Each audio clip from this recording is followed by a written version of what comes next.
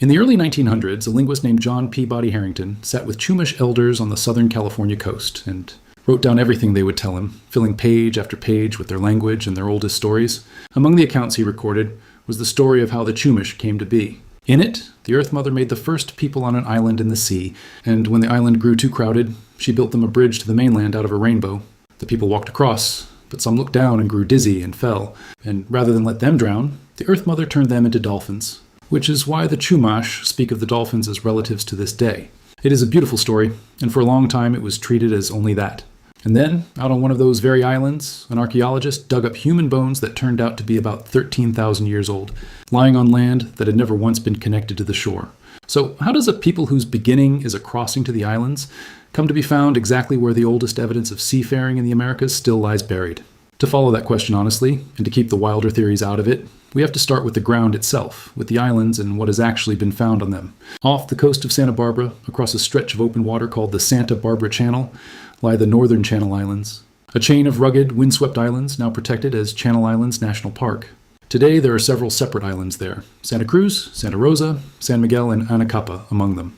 But during the last ice age, when so much of the world's water was locked up in glaciers and the sea stood far lower than it does now, those northern islands were joined together into a single large landmass that geologists call Santarosae. It was one great island, home to strange ice age animals, including a species of dwarf mammoth that had shrunk to island size. And here is the fact that everything else hangs on. Even at the height of the ice age, even as one big island with the sea more than 100 feet lower than today, Santarosae was never connected to the California mainland. A wide channel of deep water always separated the islands from the shore. There was no land bridge, not then and not ever. Anyone who reached those islands at any point in history had to cross open water to do it. They needed boats. There is one more thing worth knowing about those islands before we go on, because it deepens everything that follows. The Channel Islands hold one of the longest continuous records of human life anywhere on the west coast of North America. Along their shores are ancient shell middens, great mounded heaps of discarded mussel and abalone shell, fishbone and tools, built up by people living off the sea across thousands of years. Archaeologists working the islands have traced human occupation there running back deep into the Ice Age and forward almost without a break. A coastline lived on continuously for something close to 13,000 years. The islands were rich. Cold, nutrient-heavy currents fed thick forests of kelp just offshore, and those kelp forests teemed with fish, shellfish, seals, and sea otters, a moving larder that a boat-going people could harvest almost year-round. Some archaeologists now argue that the very first Americans may have spread south not by walking an inland corridor, but by hopping down exactly this kind of coastline, following the kelp and the shellfish by boat, an idea sometimes called the kelp-highway. If that is right, then a place like the Channel Islands is not a strange outlier at all. It is close to the main road. That single geographic fact, that the islands always demanded a boat, is what makes the archaeology so extraordinary. Because people did reach the islands, and they reached them almost unimaginably early. In 1959, Phil Orr, the curator of anthropology and paleontology at the Santa Barbara Museum of Natural History, was excavating on Santa Rosa Island when he uncovered human remains eroding out of an old stream bank at a place now called Arlington Springs. The bones were fragmentary, but they were unmistakably human, and they were very deeply buried, sealed in ancient sediment. Later, careful radiocarbon dating placed them at roughly 13,000 years old. That makes Arlington Springs Man, as the find came to be called, one of the oldest sets of human remains ever discovered anywhere in the Americas, and by some measures, the earliest well-dated adult on the continent. Sit with what that means. 13,000 years ago, at the very end of the Ice Age, human beings were already living on an island off the coast of California. They had not walked there. There was no way to walk there. They had crossed the channel in some kind of watercraft, out of sight of any far shore, carrying with them the knowledge and the confidence to do it. The first Americans, in this part of the world, were not just walkers following herds across a frozen north. They were mariners. The find itself has a long, careful history. Orr recognized how old and important the Santa Rosa Island bones were, but the tools of his day could not pin down their exact age, and it took decades of later work by researchers at the Santa Barbara Museum of Natural History, using far more precise dating on the remains and the sediments around them, to settle the figure near 13,000 years. This is not a wild estimate that grew in the retelling. It is a number that got firmer, not looser, the harder scientists looked at it. And it sits in the same ancient island where the bones of the dwarf mammoths lie. Two kinds of islander, human and animal, sharing the drowned edge of the Ice Age. So the physical facts are these. A chain of islands that always required a sea crossing to reach, and on one of them, human bones, roughly 13,000 years old, proof that people were crossing that water at the dawn of human life in the Americas. Every part of that is checkable, and none of it depends on any legend at all. What the bones cannot tell us, on their own, is anything about what those first crossers believed. For that, we have only the much later voices that Harrington wrote down.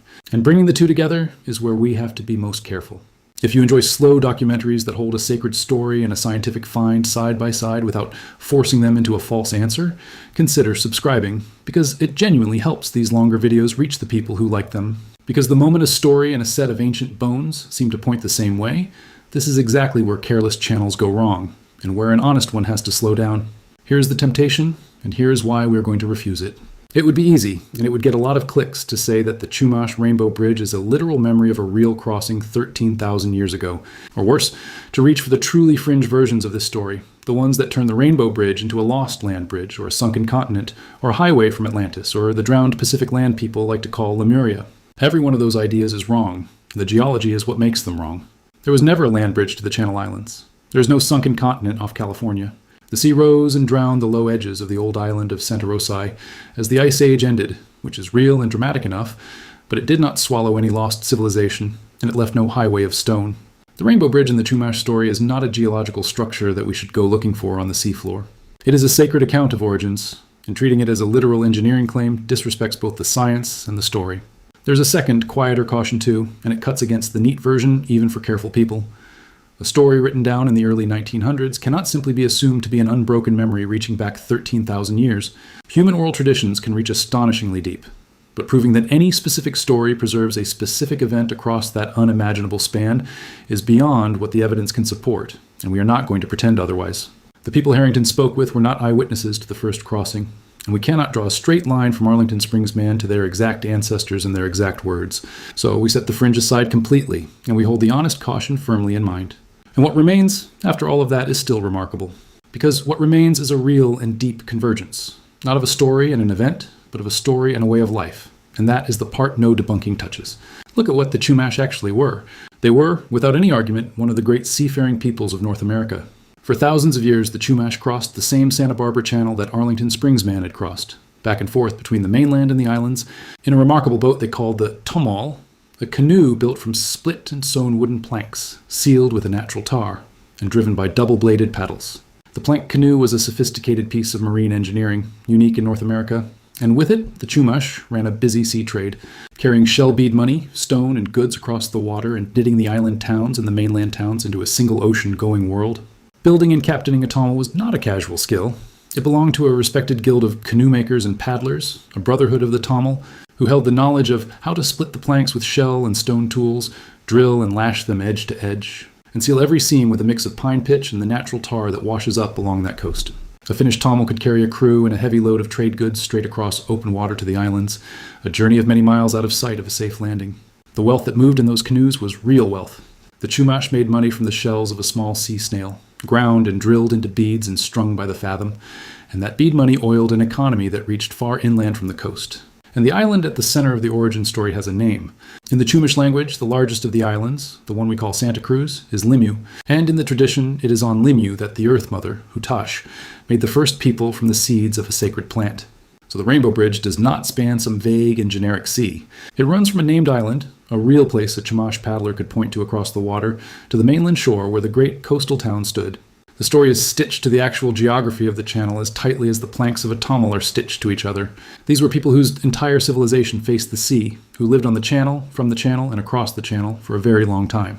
Now set the origin story back down beside that. The story says the first people were made on an island and had to cross the water to the mainland. The Chumash way of life was, in fact, an endless crossing of that exact water. The story says the dolphins in the channel are their relatives, people who fell during the crossing. The Chumash lived among those dolphins every day they were on the water, and the dolphin remains a cherished emblem of the Chumash people to this day, carved, painted, and honored as kin rather than caught as prey. The same tradition gives the Earth Mother, Hutash, an annual harvest festival, a time of thanks that the Chumash still gather to keep. These are not fragments of a dead mythology. They are a living account of belonging to a particular sea, held by a people who never stopped belonging to it.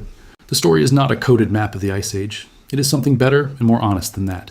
It is the sacred self-understanding of a people whose whole existence was bound to the crossing between the islands and the shore. Told by the descendants of some of the earliest mariners in the hemisphere, the obvious objection deserves a straight answer. Does the Rainbow Bridge prove that the Chumash remember the first crossing?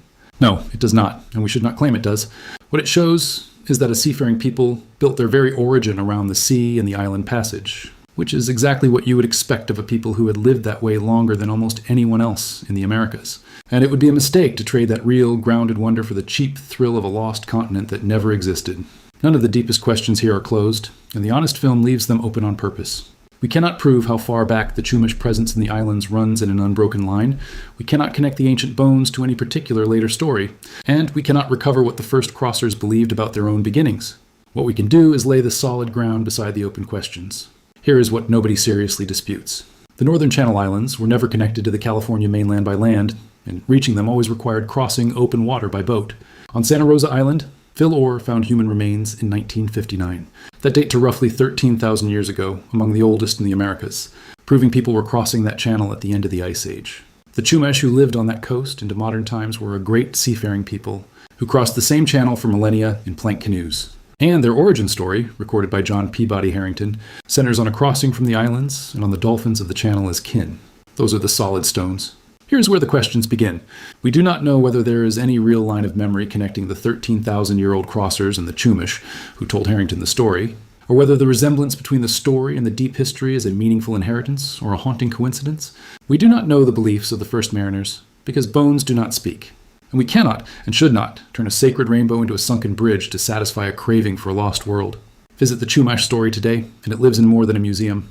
The Santa Ynez band of Chumash Indians are here now, and in recent years, the ancient remains from Santarosae Island were returned to the Chumash and reburied according to their customs, the oldest known Californian brought home by his own people. And every so often, Chumash paddlers still build a Tomol and cross the Santa Barbara Channel to the islands under their own power, the way their ancestors did, dolphins running alongside the boat. In recent years, those crossings to Limuw have become an honored tradition once more. A modern generation of Chumash pulling on the paddles across the same deep water. Arriving on the island, their oldest story calls the beginning of the world. History is rarely settled by a single grave or a single story. And some of the deepest truths are not the literal ones. It is assembled slowly, one dated bone, one recorded tradition, one honest refusal to overclaim at a time. And sometimes the deepest honesty is to say that a story is true as a story and the science is true as science. And both are looking at the same sea. The Chumash Rainbow Bridge sits in that space. The bones real, the crossing real, the people real and still paddling. The islands required boats. The bones were 13,000 years old. The Chumash are still here. Thank you for crossing the channel with me. If you would like more of these, the kind that keep the fringe out and let the real thing be strange enough, consider subscribing, because that is exactly what the next one does. Until then, a question worth sitting with.